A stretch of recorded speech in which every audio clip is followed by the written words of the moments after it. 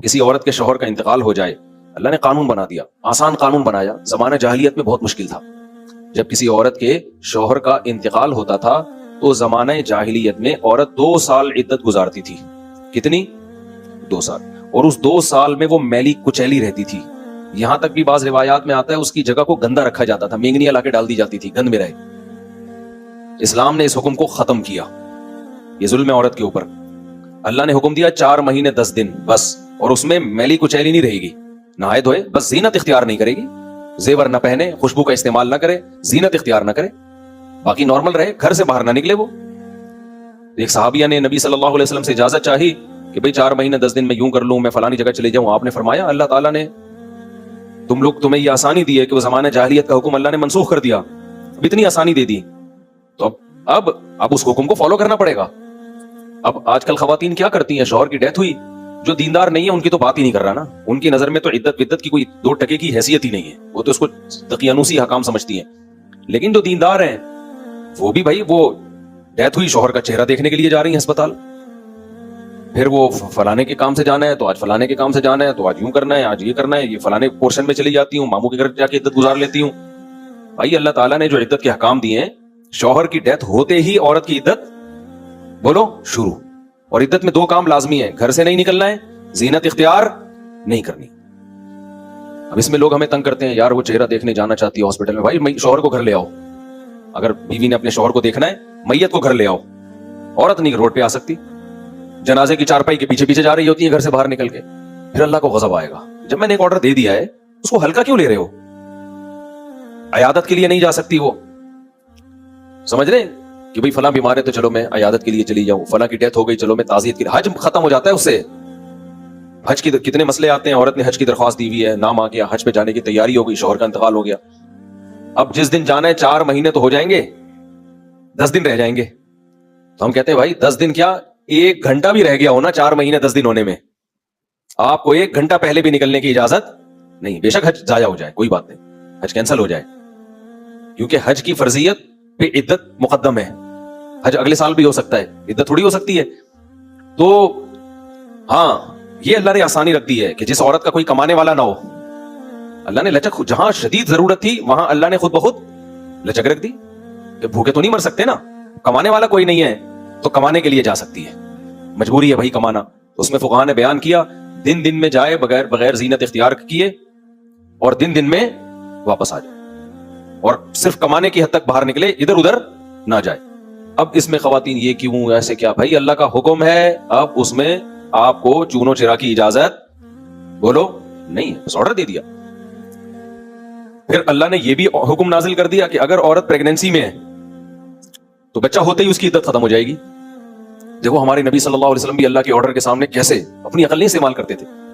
ایک صحابیہ کو حمل تھا، ان کے شوہر کی ڈیتھ ہوئی ہے اور ادھر بچہ پیدا ہو گیا، ادھر ڈیتھ ہوئی اور ادھر فوراً ہی. اب ان کو خیال ہوا بھائی اتنی جلدی تو عدت پوری نہیں ہوتی، تو کیا کرنا ہے؟ نبی نے سے مسئلہ پوچھا کہ آپ نے فرمایا ختم.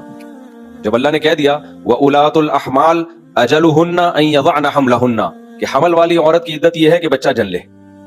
بچہ جن دیا تو اللہ نے تو نہیں کہا کہ 1 سیکنڈ بعد جنے یا 1 سال کے بعد جنے، اللہ نے یہ کہا ہے اللہ نے قرآن میں. تو ہمارے نبی بھی اللہ کے حکم کو کیسے فالو کرتے تھے نا. اگر یہی بچہ پہلے پیدا ہو جاتا، پیدا ہوتے ہی شوہر کی موت ہو جاتی. فقہا بہت باریک مسائل بیان کرتے ہیں اور آج کل کے اسکالر نا ان کا مذاق اڑاتے ہیں کہ دیکھو یہ اتنی باتوں میں لوگوں کو الجھایا ہوا ہے. فقہا نے بیان کیا ہے کہ ادھر بچہ پیدا ہوا، کیونکہ ایسا ممکن ہے، قانون جب لکھا جاتا ہے تو امکان کو بھی لکھا جاتا ہے کہ ابھی آدھا بچہ پیدا ہوا ہے اور شوہر کی ڈیتھ ہو گئی تو کیا ہوگا. ایک ہے بچہ پیدا ہوتے ہی شوہر کی ڈیتھ ہو جائے، تو بچہ چونکہ پہلے پیدا ہوا ہے، شوہر کی ڈیتھ بعد میں ہوئی ہے، تو اب عدت کیا ہوگی؟ اب 4 مہینے 10 دن چلے گی. ادھر شوہر کی ڈیتھ ہوئی اور فوراً بچہ پیدا ہو گیا تو عدت ختم. اب ایسے بھی کیس قیامت تک کے لیے دین آیا ہے نا، ایسا بھی ممکن ہے کہ شوہر کی ڈیتھ ہوئی اور بچہ آدھا پیدا ہوا ہے اور ادھر ڈیتھ ہوئی اس کی، یعنی ولادت ہو رہی تھی اور شوہر کا انتقال ہو گیا. امکان تو ہے نا، لا جب لکھا جاتا ہے نا تو اس میں امکانات بھی لکھے جاتے ہیں. تو فقہاء نے اس میں بھی بحث کی ہے کہ اس صورت میں کیا ہوگا، یا عورت کنفیوز ہے، پتہ ہی نہیں چل رہا کہ جب اطلاع ملی ہے تو بچہ پیدا ہو چکا تھا یا نہیں ہوا تھا. اس کے بھی فقہاء نے حکام لکھے ہیں. تو بہت باریکیوں میں جا کے، تاکہ آئندہ آنے والے لوگوں کو کنفیوژن نہ ہو. آپ کتاب میں جا کے دیکھو، ہر مسئلہ فقہاء نے ڈسکشن کی ہے اور اس کو بیان کیا ہے. تو ذرا سے فرق سے عدت کا حکم چینج. لیکن کیوں اتنا احتیاط کیوں بھائی؟ اللہ کا جب لا ہے تو وہ 2 اور 2 4 کی طرح ہے. سمجھتے ہو کہ نہیں سمجھتے ہو؟ اب اللہ نے کہہ دیا کہ بھائی جو حمل والی عورت ہے اس کا بچہ پیدا ہوتے عدت ختم, اگلے سیکنڈ میں بچہ پیدا ہوا عدت ختم. حضرت عائشہ کا قول ہے یا کسی صحابی کا کہ شوہر کو ابھی غسل بھی دیا جا رہا ہو نا, ابھی دفنایا بھی نہیں جا رہا ہے اور بچہ پیدا ہو جائے تو بس ختم عدت, چاہے دفنایا بھی نہ ہو, فوراً نکاح کر سکتی ہے وہ, ٹھیک ہے نا, فوراً نکاح کر سکتی ہے. تو اللہ نے اجازت دے دی اس کو. اب اس میں حکمت کیا ہے ہمیں نہیں پتا بھائی, اللہ کا حکم ہے, نص وارد ہو گئی تو نبی نے بھی اس پر عمل کیا, صحابہ نے بھی, ائمہ مجتہدین نے بھی. لیکن یہ نہیں ہے کہ جی 40 دن کی عدت, بعض 40 دن کی عدت منا رہی ہیں, بعض جو ہے وہ سفر کر رہی ہیں عدت کے دوران. تو ہاں گھر اکیلا ہے, وحشت ہے اس میں بہت زیادہ, خوف ہے, کوئی خطرہ ہے چوری چکاری کا, تو مجبوری میں پھر وہ گھر چینج کر سکتی ہے. جیسے کوئی ایسی جگہ پہ رہ رہی ہو جہاں چور ڈاکو کوئی ساتھ رہنے والا نہ ہو, وہ ایک الگ مسئلہ ہے. تو یہ تو میں نے کچھ تھوڑی سی وہ اصل بات یہاں سے شروع کی تھی کہ کام جب مسلط ہوتا ہے تو ہو جاتا ہے, انسان اپنے اوپر اختیاری میں ڈال دینا تو بس وہ ترتیبیں ہی بناتا رہے گا, سوچتا ہی رہے گا, کام دھیلے کا نہیں ہوگا. تبھی ہمارے حضرت فرمایا کرتے تھے کہ اللہ سے دعا کیا کرو کہ اللہ جو دین کی خدمت ہے اس کو میری مجبوری بنا دے, میں چاہوں نہ چاہوں کام ہو بس لے تم سے. تو یہ اللہ کا بڑا فضل ہے, مولوی نہ بھی چاہے تو دین کا کام اس کو کرنا پڑتا ہی ہے. یہ اللہ نے, اور حضرت فرماتے ہیں اللہ کی اتنی بڑی نعمت ہے جس کا جتنا عام آدمی کے لیے آپشنل ہے, ہمارے لیے تو بھائی مجبوری ہے. حضرت فرمایا کرتے تھے کسی کو مسجد کا امام بن جائے نا تو اس پہ اللہ کا شکر ادا کرے, اب تو نماز اپنی تو پڑھنی ہے, ورنہ لوگ کہاں پڑھ رہے ہوتے ہیں. جب امام بن گیا اپنے لیے نہیں تو پبلک کے لیے پڑھنی ہے, لیکن پڑھ تو رہا ہے نا, فرض تو ادا ہو رہا ہے. اس بہانے جماعت تو مل رہی ہے, اس سے تو بہتر ہے کہ سوتا رہتا ہے, ورنہ جو عام نمازی ہیں سو رہے ہیں یار آج نہیں جاتے, امام کہتا ہے بھائی نہیں گئے, پبلک بولے گی کدھر گیا. صحیح ہے, یہ زیادہ اچھا ہے کہ چلو یار کسی بھی طرح سے ہو کام تو مسلط ہو نا, ہو تو جائے. اس پہ لوگ کہتے ہیں تو اللہ کے لیے نہیں ہو رہا, پبلک کے لیے ہو رہا ہے. یہ ایک لمبا مسئلہ ہے کہ نیت میں اگر شائبہ ہو جائے نا, تو نیت میں اللہ کے علاوہ بھی کوئی شامل ہو جائے تو یہ ویسے ہی آپ کی جنرل نالج کے لیے بتاؤں کہ ایسا نہیں ہے کہ آپ کی نیت اللہ کے لیے تھی, اس میں اگر کچھ اور بھی نیت ہو جائے تو پورا عمل ضائع ہو جاتا ہے, ایسا نہیں ہوتا. اس میں شریعت دیکھتی ہے غلبہ کس چیز کا ہے, غلبہ کس چیز, غلبہ اگر اللہ کی رضا ہے, پبلک کا خوف بھی ہے اس میں, لیکن مقصد بڑا اللہ کی رضا ہی ہے تو وہ عمل قبول ہوتا ہے, پورا رد نہیں ہو جاتا. کیونکہ سارا پبلک کے لیے تھوڑی کر رہا ہے, کچھ پبلک کا خوف ہے, لیکن خالی خوف ہی نہیں ہے, نماز بھی اس کو پتا ہے بھائی اللہ کا حکم ہے. تبھی تو دیکھو نبی صلی اللہ علیہ وسلم صحابہ کو ترغیب دیتے تھے میدان جنگ میں کہ جو فلاں کو قتل کرے گا تو جتنا اس کی جیب سے مال نکلے گا اس مجاہد کا ہوگا. صحابہ اس شوق میں کہ چلو بھائی بندہ بھی مرے گا اور سارے پیسے اس کی جیب سے جو نکلیں گے وہ کس کے ہوں گے, ہمارے. تو اب کوئی کہے لو بھائی یہ تو پیسوں کے لیے جنگ ہو رہی ہے, بھائی ہو اللہ کے لیے رہی ہے, لیکن اس میں جب مالی مفاد بھی آ گیا تو تھوڑی موٹیویشن بڑھ جاتی ہے. آئے تو اللہ کے لیے تھے, ورنہ کون کمانے کے لیے اپنی جان گردن پہ آپ کٹانے جاؤ گے کہ یار والے غنیمت ملے گا, بھائی تیری جان بھی تو جا سکتی ہے. تو اصل میں تو اللہ کے لیے آئے تھے, لیکن موٹیویشن کے لیے انسان کے دل میں لالچ بھی ہوتی ہے, تو اپنے آپ کو بھی لالچ دے دینی چاہیے, بچوں کو بھی لالچ دینی چاہیے. میں بار بار بتاتا ہوں نا, عبداللہ ابن مبارک رحمہ اللہ تعالیٰ کے والد, ان کو عربی سکھانے کے لیے ان کو کہتے تھے ایک شعر یاد کر لو 2 درہم ملیں گے. اب اصولی طور پر تو یہ بظاہر غلط معلوم ہوتا ہے, بھائی تم تو پیسوں کے لیے اس کو علم دین سکھا رہے ہو. بھائی پیسوں کے لیے نہیں سکھا, اللہ کے لیے رہے ہیں, لیکن درمیان میں تھوڑا سا پیسوں کا تڑکا لگا رہے ہیں کہ اس بہانے سیکھ تو لے گا نا. تبھی عبداللہ بن مبارک کہتے ہیں میں نے دین کا علم حاصل کیا تھا دنیا کے لیے, لیکن جب علم آیا نا تو اللہ نے میرے دل سے دنیا نکال دی. ٹھیک ہے نا, کہنے نیت تو یہی تھی, پیسے ویسے ملتے تھے مجھے, پیسے ملتے تھے, نیت تو یہی تھی, لیکن جب علم آ گیا, علم نہیں سکھایا کہ بھائی اللہ کے لیے ہوتا ہے دنیا کے لیے نہیں ہوتا. تو اپنے آپ کو اچھائی کی عادت ڈالنے کے لیے اگر دنیا کو شامل کرنا پڑے نا تو بھی ٹھیک ہے, عادت پڑ جائے اخلاص پیدا ہوتا رہے گا. ایک شاعر نے بڑا پیارا شعر کہا ہے, وہ ریا جس پر تھا زاہد تانزن, پہلے عادت پھر عبادت بن گئی. یہ بڑا خاندانی شعر ہے, اس کا مطلب سمجھاتا ہوں. تھوڑا آڑا ترچھا بیان ہو رہا ہے لیکن پارسل کر رہا ہوں, کام کی باتیں ہو رہی ہیں, وہ غلط باتیں تو نہیں کر رہا نا. وہ ریا جس پر تھا زاہد تانزن, زاہد کہتے ہیں جو دنیا سے بے رغبتی, اللہ کی عبادت کرنے والا. تو جب انسان عبادت کرتا ہے تو بعض دفعہ اس کے دل میں ریاکاری آتی ہے, لوگ دیکھ کے خوش ہو رہے ہیں اور لوگ واہ واہ کر رہے ہیں, تو اس کو یہ دل میں خیال آتا ہے یار میں تو لوگوں کے لیے کر رہا ہوں, اللہ کے لیے کر ہی نہیں رہا. تو وہ تانا دیتا ہے کہ یار یہ کیسی عبادت ہے, یہ پبلک کے لیے ہو رہی ہے, شو بازی ہو رہی ہے. تو اس پہ شاعر نے کہا وہ ریا جس پر تھا زاہد تانزن, پہلے عادت پھر عبادت بن گئی. کیا مطلب, شروع میں تو ریا کی نیت سے ہو رہا تھا, لیکن کسی بھی نیت سے ہو رہا تھا, کام کی لت تو پڑ گئی نا, عادت تو پڑ گئی نا. مثال کے طور پر آپ پبلک کو دکھانے کے لیے نماز پڑھ رہے ہو, فجر بھی ظہر بھی, لوگ بولیں گے بڑا بزرگ ہے یار, کئی دن تک پبلک کو دکھانے کے لیے بھی پڑھو گے, کام کی عادت تو پڑ جائے گی نا. وہ جو پوستی پنا تھا وہ تو ختم ہو جائے گا, काम किसी भी नीयत से किया जाए ना, यूज टू हो जाता है आदमी। समझते हो कि नहीं समझते? और किए बगैर यूज टू नहीं होता। आप जितना मर्जी इखलास हो, नमाज की फिक्र हो, आदत थोड़ी पड़ेगी इससे नमाज की। आपके दिल में अल्लाह का खौफ कि जो नमाज नहीं पढ़ता जहन्नम में जाएगा, तो क्या मतलब इससे पढ़ लोगे नमाज? आदत जब तक नहीं पड़ेगी नहीं होगा। एक नमाज में खौफ पैदा होगा, अगली में थोड़ी होगा। अगली में हो सकता है कोई गाफिल हो जाओ, बाजार में हो, बाजार की मोहब्बत पैदा हो जाए। भाई कैफियत जो है ना इंसान पर, वो चेंज होती रहती है। कंटिन्यू एक कैफियत कभी भी नहीं होती। अब नमाज का आपके दिल में फजर के वक्त बड़ा खौफ था, जो नमाज नहीं पढ़ता जहन्नम में जाएगा। इस खौफ की वजह से आपने आगे फजर पढ़ ली। क्या आप समझते हो जरूरी है कि ये खौफ जोहर में भी हो? बोलो ना। हो सकता है जोहर में 4 शादियों पर बयान सुन के आए हो, आप शादियों में उलझा हुआ हो, दुल्हनें आ रही हो आपको ख्वाब में, वो खौफ ही निकल गया आपका। अब कहां से मोटिवेशन मिलेगी? नहीं मिलेगी। आप छोड़ दोगे जोहर, फिर कहीं मौलवी साहब का बयान सुन लिया, मौलाना तारिक जमील साहब की तकरीर सुन ली, ओ भाई एक खौफ पैदा हुआ, कांप रहे हैं, असर पड़ ली।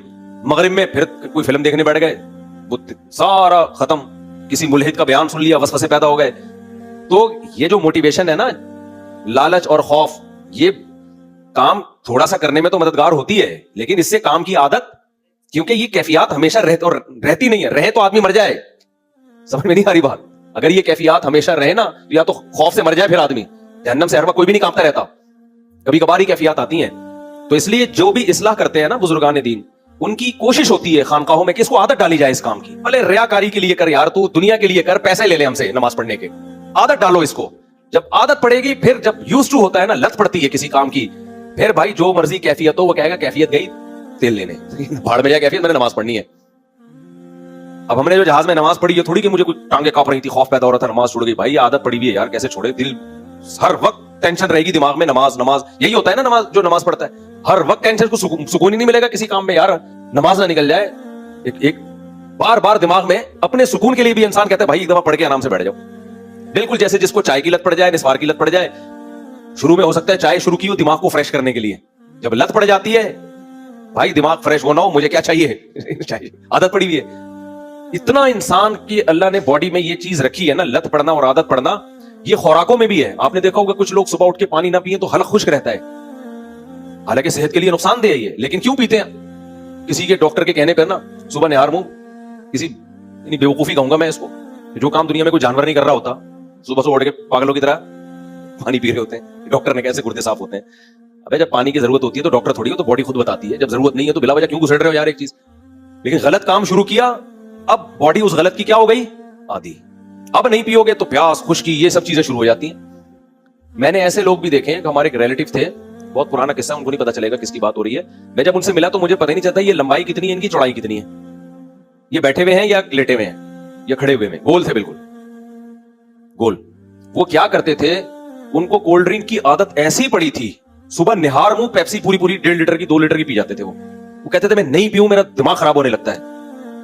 हालांकि ये कोई किस कदर नुकसान देना, सारे डॉक्टर उनको कह रहे थे मर जाएगा भाई, तो लेकिन कह रहे मुझे तसल्ली नहीं होती, मुझे पीनी पड़ती है। तो जब इतनी फजूल चीज को करते करते रहने से करने की आदत पड़ गई, तो भाई नमाज पढ़ते पढ़ते रहने से पढ़ने की आदत नहीं पड़ेगी क्या?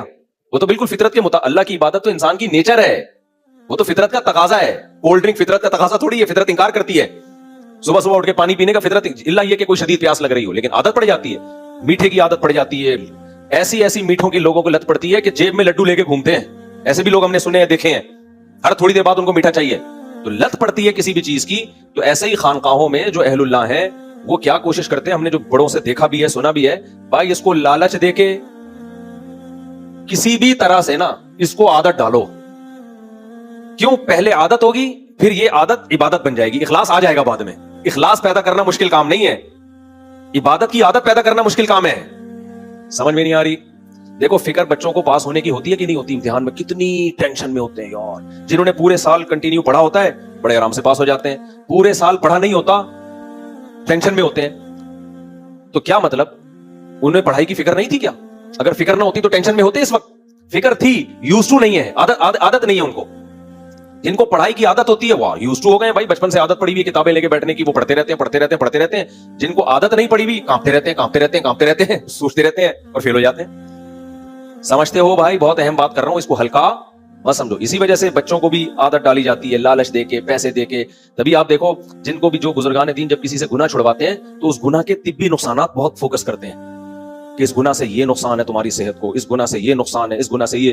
اب سوال پیدا ہوتا ہے بھائی گناہ چھوڑنا ہے اللہ کے لیے, صحت بچانے کے لیے تھوڑی چھوڑنا ہے. گناہ کس کے لیے چھوڑنا ہے ہم نے؟ اللہ کے لیے. اور آپ اس کو مشورے دے رہے ہو تمہاری صحت کو یہ نقصان, تمہارے پھیپڑے تباہ, تمہارے گردے تباہ, تمہارے یہ نقصان, تمہارے یہ نقصان, ڈپریشن میں جاؤ گے. وجہ کیا ہے؟ او بھائی تو پھیپڑوں کی نیت سے چھوڑ دے یار, تو گردے بچانے کے لیے شراب چھوڑ دے, ٹھیک ہے نا, چھوڑ تو صحیح, عذاب سے جان تو چھوٹے, کیونکہ پینے کے سائیڈ افیکٹ آخرت کے نقصانات بہت زیادہ ہے. تو بھلے تو دنیا کے لیے چھوڑ, کم از کم اس گناہ سے تو بچ جائے گا نا, شراب کے جرم سے تو بچ جائے گا. سمجھ میں نہیں آ رہی میرا خیال ہے بات. تبھی علماء اہل اللہ ہمیشہ جب بھی گناہ کی بات کرتے ہیں تو گناہ کے دنیاوی نقصانات بہت زیادہ بتاتے ہیں, اس کے یہ تاکہ لوگوں کو ہو کہ یار اللہ کے لیے نہیں تو کم از کم اس عذاب سے بچنے کے لیے چھوڑ دو. سمجھتے ہو کہ نہیں سمجھتے؟ تو اپنے آپ کو بھی اچھائی کی عادت ڈالنے کے لیے نا موٹیویٹ کرنا چاہیے, چاہے دنیا کی لالچ دے کے کرو, روزے رکھنا شروع کرو بھلے صحت کی خاطر کہ صحت اچھی ہو جائے گی, لیکن جب عادت ہو جائے گی تو وہ رہا جس پر تھا زاہد تانزن, پہلے عادت پھر عبادت بن گئی, وہ عبادت بن جائے گی, اخلاص پیدا ہو جائے گا. تو کوشش تو کرو اللہ کے لیے ہو, لیکن نہیں ہو رہا تو جائے جس کے لیے بھی ہو رہا ہے بھائی ایک دفعہ عادت پڑنے دو. عادت پڑتی ہے تو یہ سب سے بڑی نعمت ہے کسی نیکی کی عادت پڑ جائے, کیونکہ مخلص لوگ مارکیٹ میں بہت ہیں, کنٹینیو کسی نیکی کو کرنے والے مارکیٹ سے شارٹ. 27ویں رات کو دیکھو نا کیا کلبازیاں کھا کے رو رہے ہوتے ہیں, یا اللہ معاف کر دے, یا اللہ, آدمی لگ رہا ہے اس سے بڑا نیک دنیا میں ہے کوئی پیدا ہی نہیں ہوا. وہ 2 دن چلتا ہے ان کا وہ تقویٰ, اس کے بعد فلم دیکھنے جا رہے ہوتے ہیں.